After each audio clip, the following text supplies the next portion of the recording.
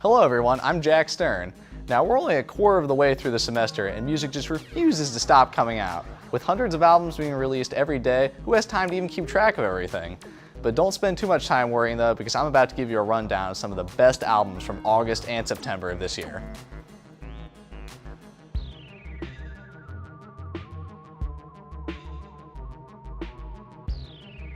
Coming up is the latest album from Clipping, Splendor and Misery.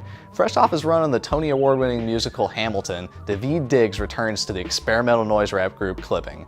Daveed takes many of the ideas and themes that he dealt with on Hamilton and creates a narrative experience. The story focuses on a man escaping slavery on a space slave ship in a far-flung dystopian future. Something I did not expect the group to do at all after releasing a more straightforward EP earlier this year. Raw instrumentals of clanging metal and whirling sirens create the atmosphere of the ship, and Daveed's lyrics match the raw nature of the story they are telling. The album mixes the sounds of a spaceship from centuries in the future with frequent ventures into the past, as the album dishes out these soulful ballads that sound something like the slaves of the past would have heard. Many of the tracks on this album ultimately depend on the narrative flow in order to achieve the same impact, making this album more of a sum of its parts. The way all the different elements of the album come together in such a powerful way, though, is what makes it one of the more interesting hip-hop albums of 2016. Coming in at number 4 on our list is No Name's new mixtape, Telephone. Chicago rapper No Name brings us one of the more unique hip-hop projects of 2016. No Name borrows some of her style from other Chicago rappers like Chance the Rapper, choosing very earnest subject matter and playful beats. No Name stands apart from her contemporaries though, thanks to her commitment to being a more humble rapper while still having a very interesting personality on all of her tracks.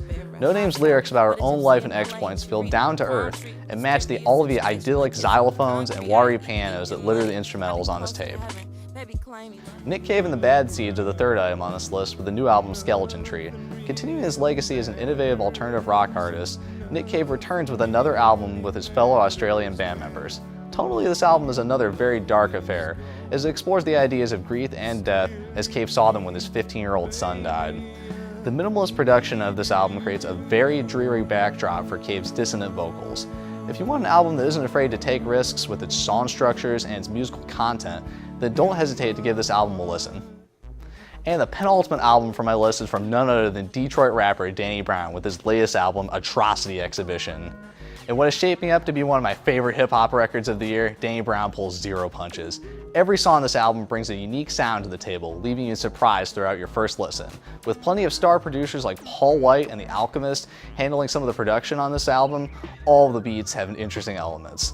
From the raunchy horns on Ain't It Funny, the spooky synths on White Lines, to the militant children's choir on Today. Then there's the song Really Doe, which has landmark features from Ab-Soul and Earl Sweatshirt. Danny Brown's vocals are as bombastic as ever and showcase a greater variety of flows than his previous work, and his lyrics range from depraved to hilarious. In short, this is a project that hip-hop fans won't want to ignore. Coming in at number 1 on my list is Frank Ocean's long-awaited album, Blonde. Much like many of the other projects that made it onto the top slots on my list, Frank Ocean's new album is very emotional and human.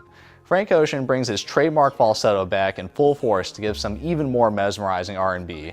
In comparison to his first album, Channel Orange, Blonde takes a much more stripped-down approach to its instrumentals and tends to let them build and change over the course of each track in order to give the album a more visceral feel. Some might find the style a bit more of a slow burn, but more dedicated listeners such as myself found plenty to pick apart between all the modest but well-placed features, the cathartic lyrics, and all the beautiful flourishes that made each instrumental on this album very interesting. And that about does it for my countdown of the best albums of August and September 2016. Tune in next time for some more of your favorite music-related content on Lowdown.